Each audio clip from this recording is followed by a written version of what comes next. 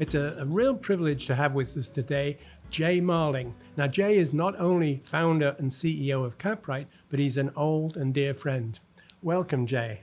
Nice to be with you, Steve. I nice always enjoy our chats. Well, it's nice to have you. We're talking today about what else but the state of the market as at half year 2024. Tell me, though, what makes you feel Caprite can add to the chorus of opinion and forecasting? There's so much of it. Yeah, there is. When I think about it, Caprite has a unique vantage point in the market. We work for many, if not most, of the largest commercial real estate platforms in the world. So we're at a nexus of information, and we get a constant stream of data, which helps to inform us. So I think that's probably the first thing that we have going for us. But the other thing, which is quite important as well, is that we're truly an independent third party. And so, all we want to do is just accurately describe what's going on in the market. And when you take the combination of these two things together, that I think gives our opinions a lot of credibility. And of course, this is distressing and confusing time in the private commercial real estate industry right now. In many ways, we're in uncharted territory after this big increase upward in the shift in the cost of capital.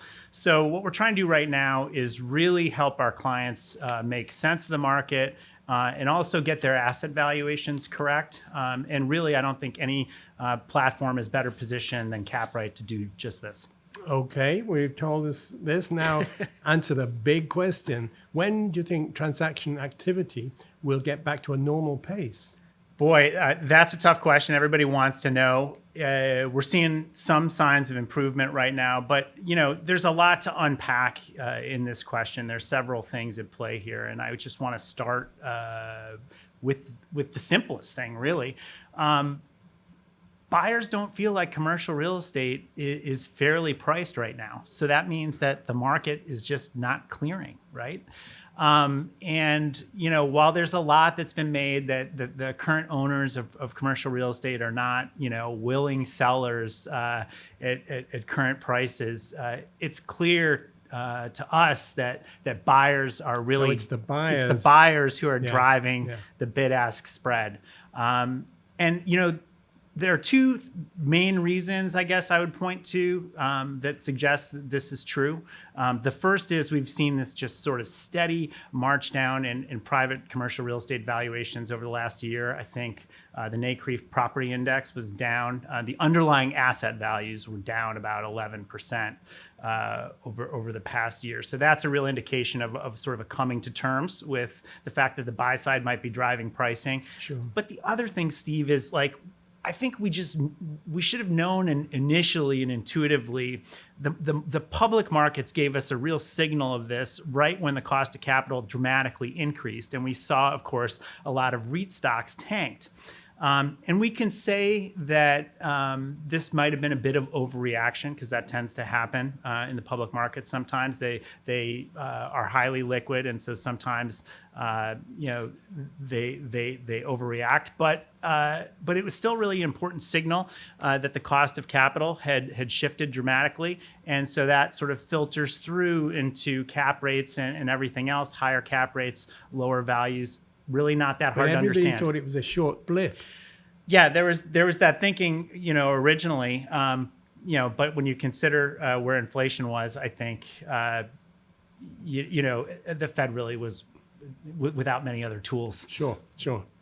So you're saying transaction activity will pick up when buyers feel like they're getting a good deal. That's part of it. There's a whole other aspect of it that's going on as well, and that's the availability of capital and also really debt capital, I think, is probably the most important element. This is especially the case for challenged asset types like office buildings or certain types of retail. not only has debt become much more expensive, but a lot of lenders have become badly overextended, and they're highly regulated, a lot of them. So we have an incredibly tight lending environment. That has spawned, and I think we wrote an article about this together. Yeah. That has spawned this surge in debt funds. I think by some estimates, there's about $90 billion in debt funds that are being raised right now. So hopefully that will help. That's not an insignificant amount. Not insignificant at all, and it might help jumpstart the market. But let's go back to the overall question about transaction activity and when's it going to pick up. It picks up. There are a combination of two things that you really need to figure out. First, you have to get the price discovery. So you have to close that bid-ask spread. But then the other component, as we just mentioned, is this availability of capital. And the second thing doesn't happen without the first. So that means the capital's not going to come until the price is right. And so I think that's really what's going on here. We're beginning to see some signs of improvement, especially for highly sought after property types. I'd say apartments are getting nearly, we've nearly closed that bid-ask spread. A lot easier to understand the pricing there. And as we go through the rest of 2024, we probably will see, some continued tightening of that bid-ask spread. But my suspicion is that the market's really a little bit holding its breath until after the presidential election. Yeah. Well, there's some fascinating thoughts, but some obvious pointers that you make there. You're just bringing them to our attention. So look more deeply into your crystal ball, Jay, if you would, and tell us where it's all going in the mid to longer term. Well, I'd love to be able to just give you a clear answer, but I'm afraid Please. I'm going to give you a more muddled one. And I get back to let's just start with what we know. At this point, it's hard to deny that we're just living in a world with a higher cost of capital. So I think we just have to internalize that and understand it.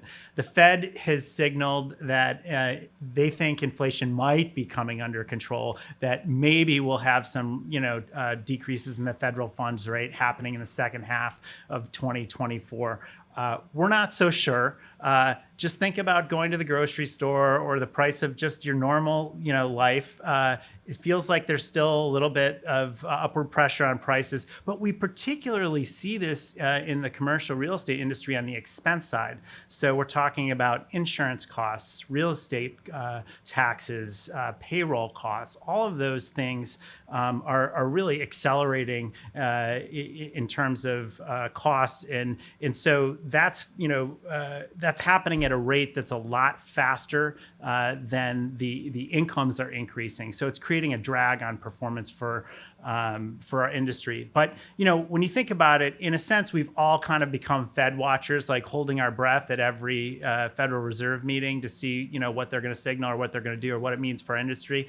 I think actually it pays, and what we've been trying to do is take a little bit of a step back and realize that the Fed can kind of control rates in the short term, but we really have to look at the longer term cost of capital. Real estate's a long-term investment, as you know. And so, we're trying to look at the overall market and say, what do we think 5 years, 10 years? What do we think the right cost of capital is going to be? What's, the risk-free rate and that kind of thing? And I feel like we're a little bit more stable there, though certainly elevated from what we were prior to the end of 2022 and those big upward shifts in the cost of capital.